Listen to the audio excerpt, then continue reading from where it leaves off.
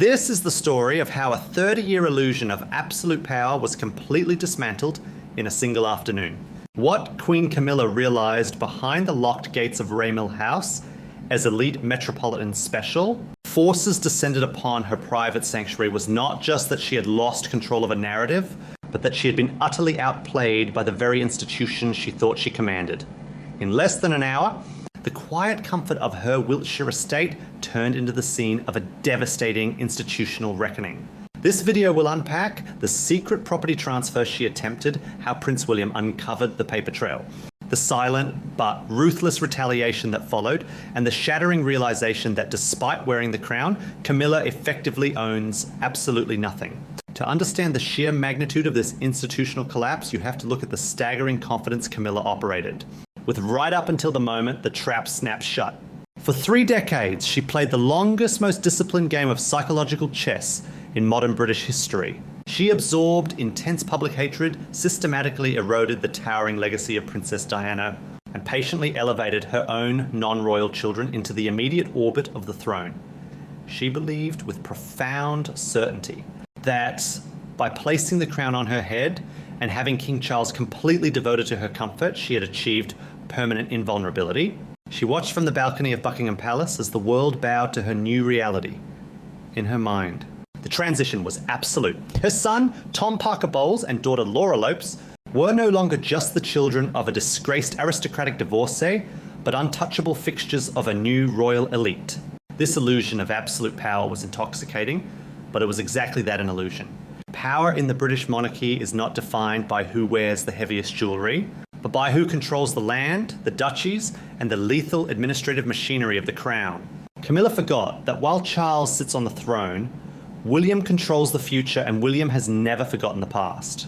The trigger for this unprecedented royal warfare was what looked like a routine administrative update, but was actually a deeply calculated power grab. The battleground was Raymill House. To comprehend why this specific property matters, you have to look at its psychological weight. Purchased in 1996 for £850,000 following her highly humiliating public divorce, Raymill House was never just real estate. It was Camilla's absolute sanctuary, the only place where she made the rules. It is so essential to her peace of mind that just recently, King Charles spent £3 million of his own private funds to purchase the neighbouring property simply to prevent it from becoming a wedding venue and disturbing her privacy. Yet in early 2026, land registry documents revealed a shocking maneuver. Camilla had discreetly transferred the ownership of Raymill House into a trust, effectively making her children, including Tom Parker Bowles, the beneficial owners.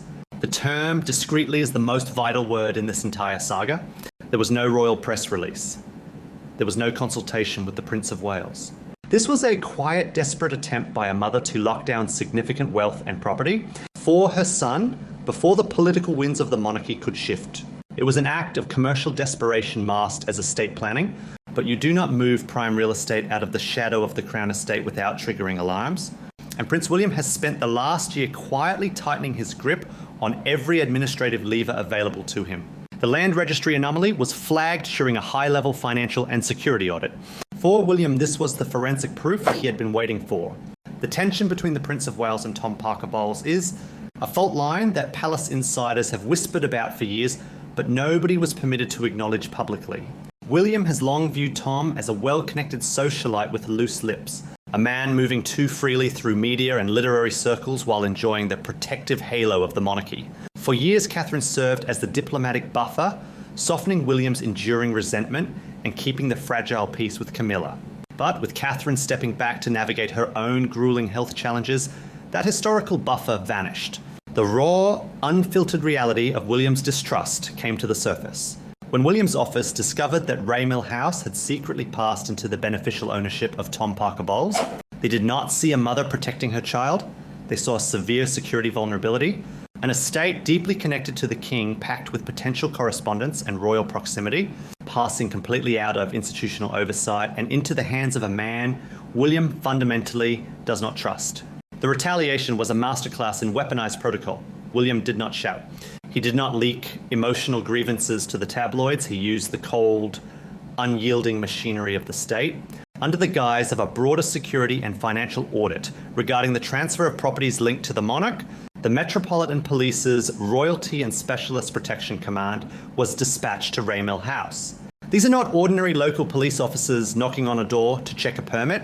This is the elite unit responsible for neutralizing direct threats to the stability of the monarchy. Mobilizing them is a statement of supreme institutional dominance.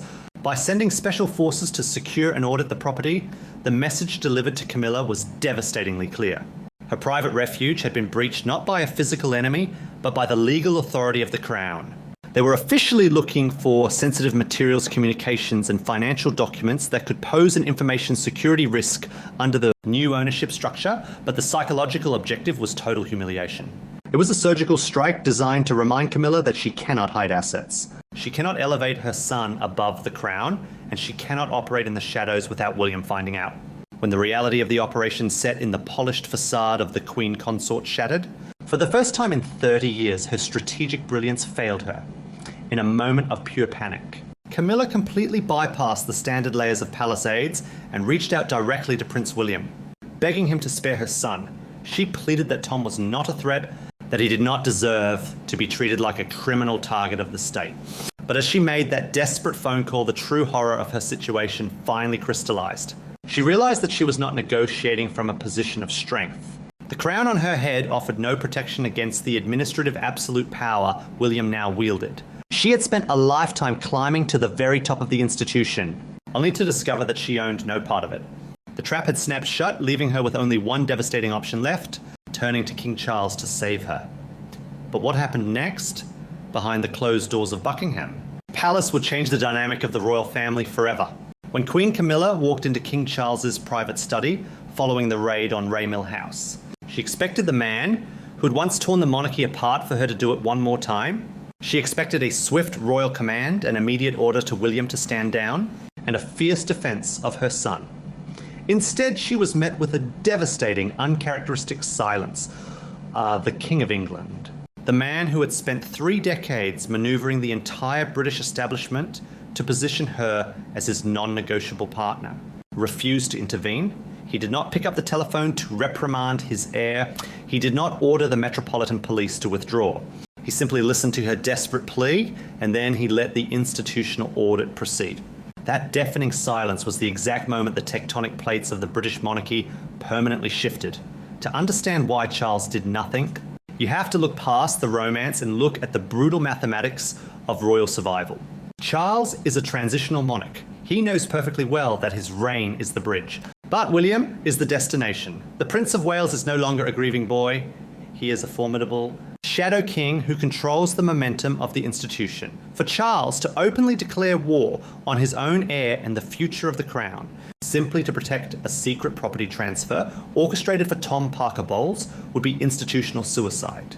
Charles chose the crown over Camilla's personal demands, but for Camilla, that choice was a profound psychological betrayal.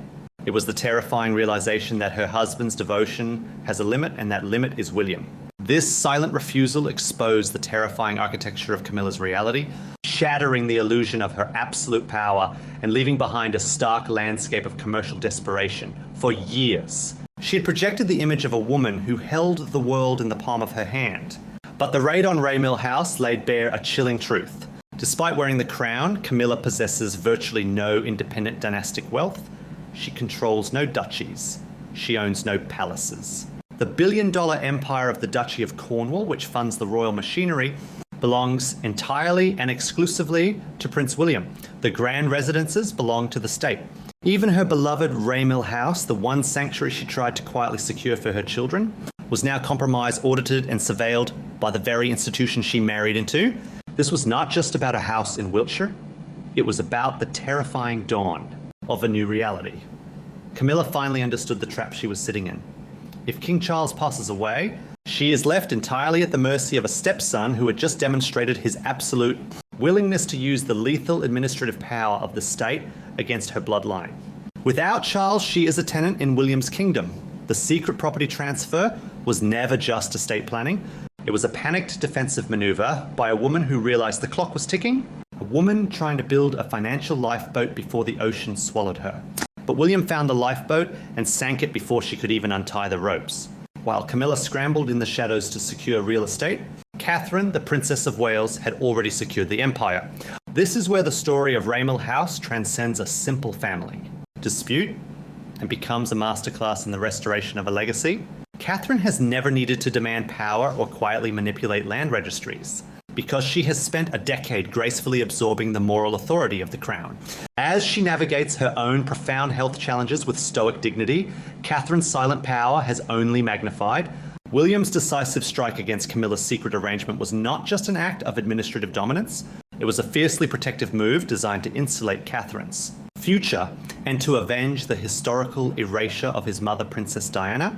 For decades, Camilla worked to overwrite Diana's legacy, placing her own family in the spotlight. William just used the supreme authority of the crown to forcefully correct that narrative.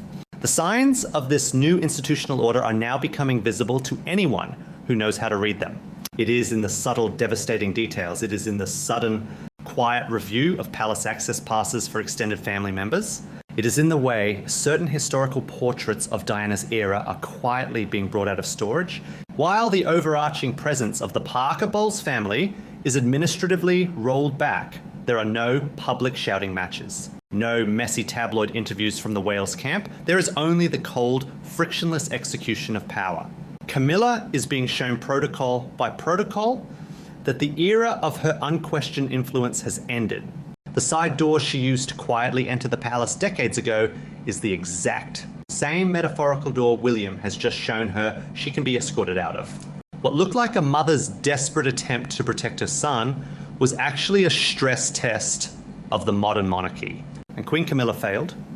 She tested the limits of her influence against the unforgiving machinery of the heir to the throne, and she lost everything but her title. As the dust settles over Raymill House, the British public is witnessing the quiet, ruthless rise of a new king. Prince William has drawn a line in the sand, sending a message that echoes far beyond the palace walls.